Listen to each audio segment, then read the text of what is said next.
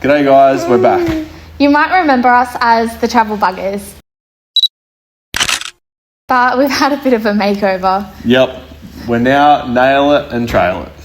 We're a builder and a teacher from the New South Wales Mid-North Coast, raising 2 kids, building homes and chasing adventure wherever we can.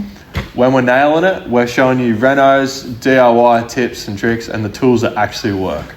And when we're trailing it, we're hitting the road, showing you our favourite caravan spots, our travel hacks and our family adventures. So whether you're into tools or towing, builds or bush camps, you're in the right place. So hit subscribe, follow the journey and let's get into it. Charlie, you absolutely stink. You gotta get off. Whew. This is Charlie, this is Lainey, and this is... Who are you?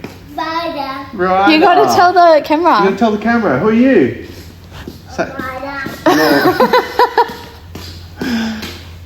So, it's been a couple years. I think it's been roughly 3 or 4 years since we've done Travel Buggers. Last time we were making videos, we'd just had a caravan that we'd put together and we were pretty set on heading off to go around Australia. We had a D-Max, which at the time was like my dream setup.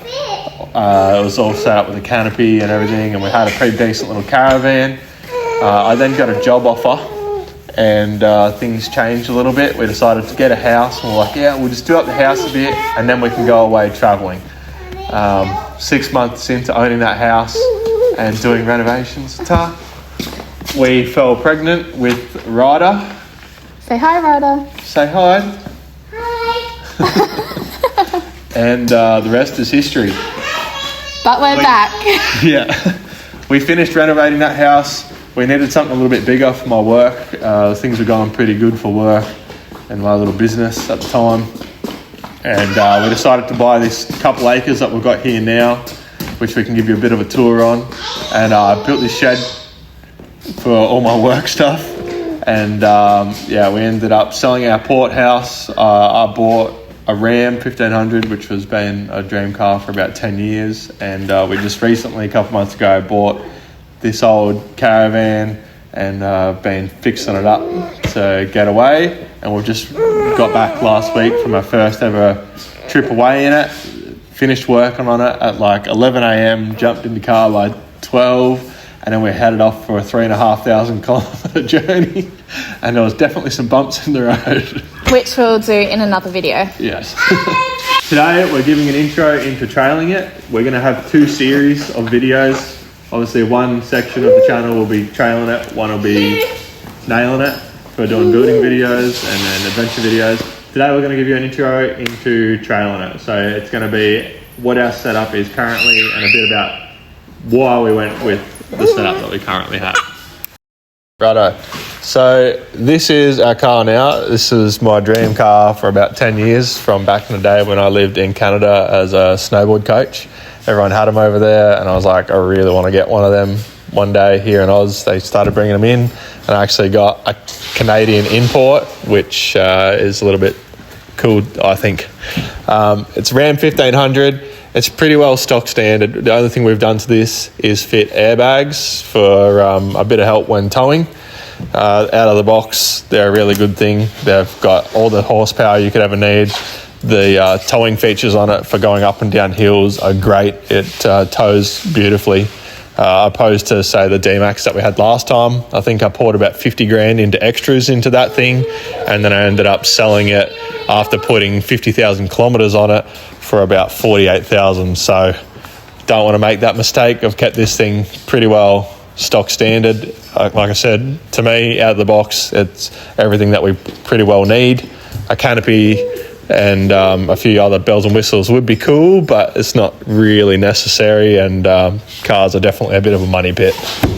Okay, and this is our van now. We were told it was a Paramount Duet when we bought it, and I think previous owners, for some reason, it was written off, and then had somehow a bit of a re-rego, something a bit dodgy and sus. So it's now technically a homemade caravan. I think going back a few years ago in Australia, you could a caravan would get written off because it had a dint on the side, and just the bills to repair a caravan are just absurd in Australia. So it's kind of a good thing in a way. caravans is, you know, a couple dents on the side of this, but, you know, overall there's nothing really wrong with it. And people are able to, were able to re-register a van. It's a bit of a shame, really, that they've stopped that, because there's plenty of good vans out there that are just written off, no longer usable, because it was going to cost too much for insurance to fix it with big business. So this is technically now a homemade caravan.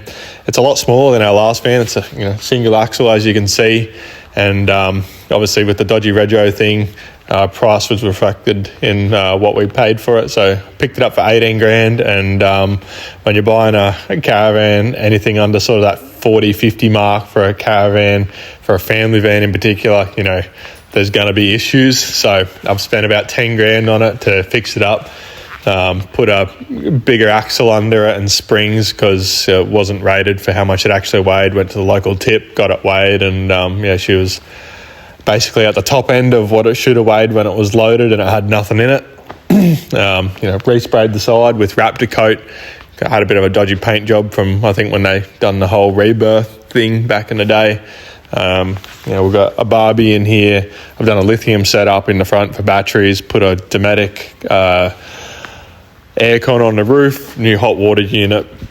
The list goes on. I've done a fair bit of work to this thing, hundreds of hours, but all in all, I know how everything works now on the van. So if we have any dramas when we're away, like what we just did when we packed it up and left the same day as I finished working on it, I knew a bit about the van and what was going on. This van weighs about 2 ton, and we've now got a load capacity of this thing of about 400 kilos extra. I think that's your GBM. GBM? I don't know. Hang on, let me have a look here. Every VIN plate seems to be different. It's got a tear of 2 ton, and it can have a load capacity of 2.4 ton in total now with the axle upgrade. The limiting factor, unfortunately, was the rims. Was the only thing I didn't replace. Otherwise, I could have got an extra 100 kilos. But anyway, so we've got 400 kilos of capacity, which is good now. We can, fill up the 2 water tanks and put some clothes and food in it, and still be comfortable that we're not going to be over. Don't have a huge amount of ball weight too. It's just about that sweet spot, 10%. There's all these things that come into caravanning that some people don't take into consideration, and then they buy a caravan and then it's too late. I bought a hitch off someone, and they had just bought a caravan, and then they ended up selling it within like 100 Ks of towing, because it was just this Chinese built thing. The weight was all wrong on the caravan, and it was swaying all over the road, and it's really scared these people. They almost had a car crash just on their way home from the dealership. And unfortunately, that's how it is in Australia. The caravan industry is very unregulated, it seems. And some of the things you see when you're looking at secondhand caravans and starting to do them up, it's pretty wild. It's nothing like the building industry with all the regulations and checks that I have to go through to do a build. So anyway, this is our van. We love it. We've just done that first big trip away in it, the 3,500 Ks from here in Kempsey down the south coast, up through the Victorian High Country, out to Dubbo, Tamworth, and then back across through Walker, back to home. It was a great trip. Stay tuned for the next episode, and we'll do a walkthrough of the van and a bit of a show of the Ram as well. So thanks, guys. I'll see you in the next one.